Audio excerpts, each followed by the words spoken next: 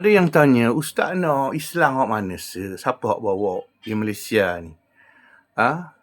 Nak Islam hak mana? Hak UMNO bawa, hak PAS bawa, hak PH bawa, hak Amanah, hak PKA, nak Islam hak mana Saya kata, saya tak ambil hak mana-mana Islam ni, nak Islam hak ni. Quran, sunnah, ijma' qiyas, itu yang kita nak. Kepahaman ahli sunnah wal jamaah. Kalau ambil Quran, hadis, ijma' qiyas, pahaman khawarij dah ada juga. Syiah dah ada juga. Nak faham ahli sunnah wal jamaah. Itu Islam hak yang saya nak. Kalau hak politik, politik lain lah. Politik lain. Politiknya ialah kita nak politik dakwah, politik islah, politik memajukan negara, memajukan ekonomi, menstabilkan dia panggil politik tu, kuasa politik, menjaga hak rakyat lah. Politik hak jaga hak rakyat, hak maslahah, hak ijtihad, hak jenis berlapang dada, hak jenis dak balah, hak jenis dak maki, hak jenis dak hukum orang. Hak jenis dak main pelehke, hina, pecah belah. Saya nak politik gitulah.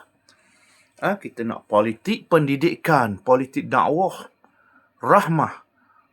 Politik dia panggil berlapang dada, bermaaf-maafan, memajukan negara, naikkan ringgit Malaysia, menjauhkan daripada rasuah, hapuskan rasuah, makna sedaya upaya setakat yang termampu maknanya. Berlapang dada, ukhuwah Islamiah, jaga perpaduan maknanya. Tidak main maki, tidak main balah, tak main pecah belah, tak main kafir, munafik, musuh Allah, gelar ke orang. Itu politik itu terlampu. Kita nak politik damai. Politik damai, bukan politik mesti berjubah berserabang, tapi politik yang damai.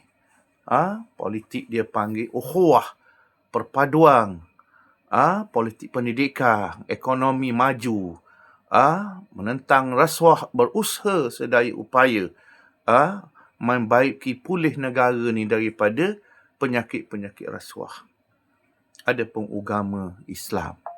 Islam kita bukan Islam parti mana-mana parti, tapi Islam Quran, sunnah, ijma' qiyas dengan kepahaman ahli sunnah. Bukan kepahaman khawarij, suka menghukum orang, bukan. Suka membenci, dendam, kata hudur, balah, tertambuh. Kepahaman Islam lagu tu. Kita nak Islam yang damai, ukhuwah, perpaduan, berlapang dada, boleh berbeza pendapat. Kita nak. Mudah-mudahan kita selamat dunia akhirat akhir. Kita kena jadi baik. Duduk dalam parti ke, tak mau duduk ke, nak duduk dalam kerajaan ke, nak duduk dalam pembangkang ke. Politik ni dia panggil fardu kifayah. Bukan semua terlibat.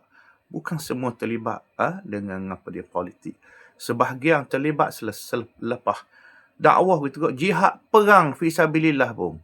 Hukum asalnya fardu kifayah. Wallahu ta'ala a'lam.